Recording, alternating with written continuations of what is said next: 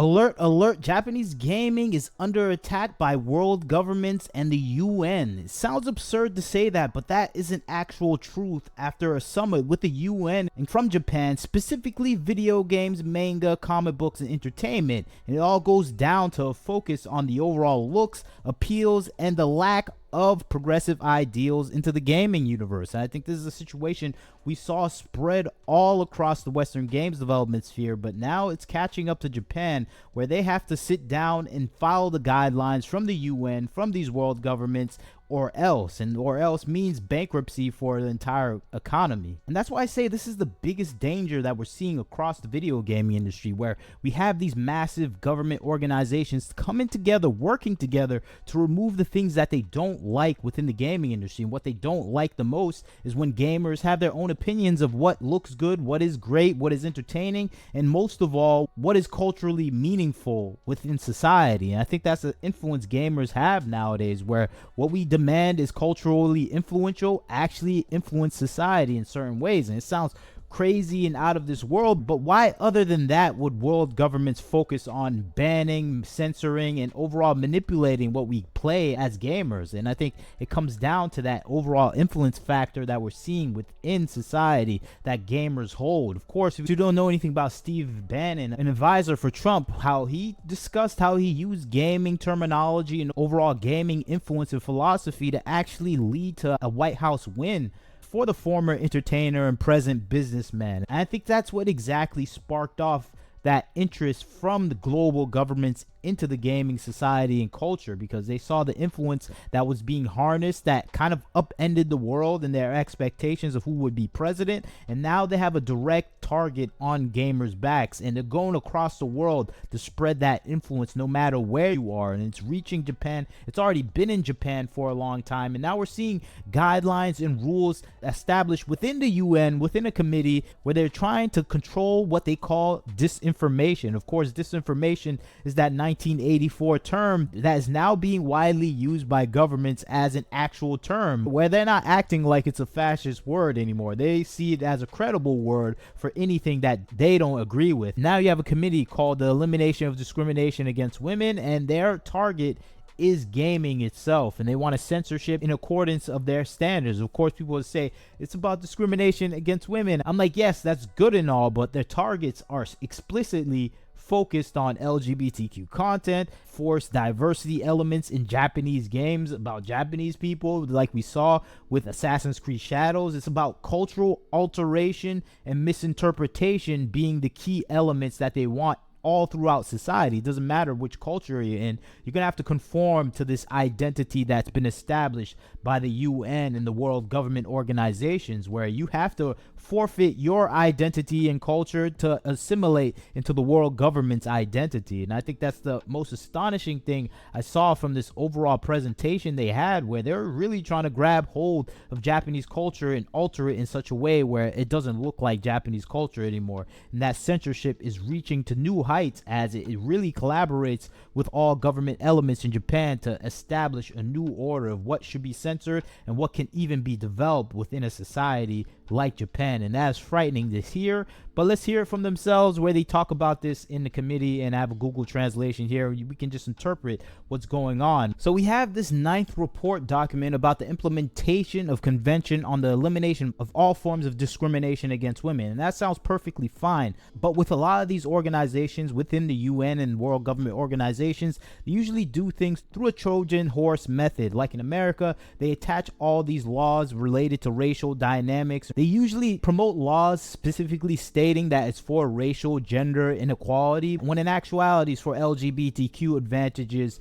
and overall implementation of philosophies related to those minority groups, and has nothing to do with the racial groups that they're promoting these laws for. And I think that's the same thing that we're seeing with women in America, where we have all these laws promoting this for women, but when in actuality it's for LGBTQ, related to T in general, and transgender and all these other elements are more the focus than the actual women that they're trying to protect, in quotes. And I think this is what we're seeing right now, a Trojan horse method where no one can disagree with. We don't want any discrimination or any harm to come to women, but when in actuality you look at the details, it's saying, okay, destroy all your culture. We don't want anything related to pieces of your culture that is not in line with our world government point of view. And also we want to inject our own personal philosophies that may destroy anything relevant in your culture. And I think this is what we're seeing here now with the ninth report. In this final opinion that we're seeing from the UN, it says concerns were expressed that video games, manga, and other animated products may incite violence against women and girls based on their gender and orientation. It further recommended effectively implemented existing legal measures and modern programs to address the production and distribution of these elements, video games, and animation products that reinforce discriminatory gender stereotypes and reinforce violence against these women and girls. And of course, we would hear that and say, okay, that is fine. But what is the focus here, and what is going to be the response from the UN, and what do they want Japan to do in general? Because we see in America a lot of these hate crimes, a lot of these laws that were there to be a focus for racial injustices are now just being used for people to get into women's bathrooms. Men can get into women's bathrooms now, or safe places, or domestic violence centers, because they can say it's a hate crime if you don't let them in because they have their own gender preference or gender orientation that must be acknowledged. These things are being used as weapons against society now, and I think that what laws will they establish that are going to be weapons used against the Japanese and their very own people? And that's why I see these laws, even though I think they sound perfectly fine, but they always have a Trojan horse element where it's there to destroy some element of your culture or restrict or lift boundaries that are needed to be there. And I think this is going to be the case here, where boundaries are going to be lifted, where women only trains that are there to protect women are going to have to allow men in because it's discriminatory. And I think that's the situation we're going to see here, where places that are made for safe spaces for women are going to have to allow men in now because it's discriminatory, and it goes under their new laws of saying you can't discriminate against orientation or gender. You're going to see that discrimination law now be used as a weapon against the women that are actually there already protected. And I think that's the situation we saw in America when it concerned bathroom issues and sports related issues, where we have this discrepancy now where these ideologies are being used as weapons against the very people that they were supposed to protect. And that's why I have a frustration with the UN and the world governments ganging up on Japan right now, especially when its economy is weak and needs loans from the World Bank. They're using that weakness to corral Japan into this ideology and philosophy that has been destroying the gaming industry for the past 7 to 8 to 10 years, where we can't get these beautiful designs and looks of games that we've been seeing for the past 30 years, where this was commonplace, and now it's rarely seen in the Western games development sphere, and it's mostly seen in East Asia. And you see this hard push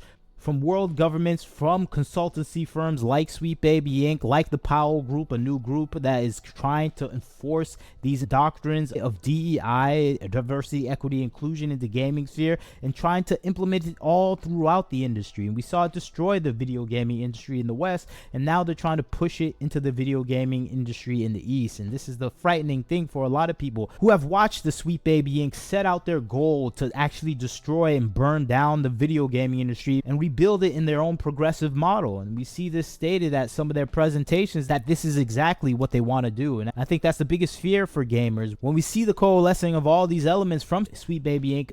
gathering together and attacking the video gaming industry within other countries as well. And I think that's the thing that I fear the most that's going to happen to Japan. And that's why I want to put out the alert. The world government is coming after Japan right now very hard. The UN, the World Bank, everyone is attacking Japan to change its morals, to include more different cultural elements that have nothing to do with Japan, and trying to really destroy Japan in its cultural habitat of what it is and what it actually represents. And I just love Japan. I want it to stay the same, or if it grows, at least let it grow through Japanese means. And that's the thing I want to see. But that's not what the UN wants. And us gamers, I know we don't want what the UN wants. But you got to look at what's going on in the industry today. It's under attack, Japan especially. And hopefully we get to a point where we gamers actually put our foot down and push back against these world elements that are happening. We have things happening, we have elections, we have things coming up where we can make a difference, but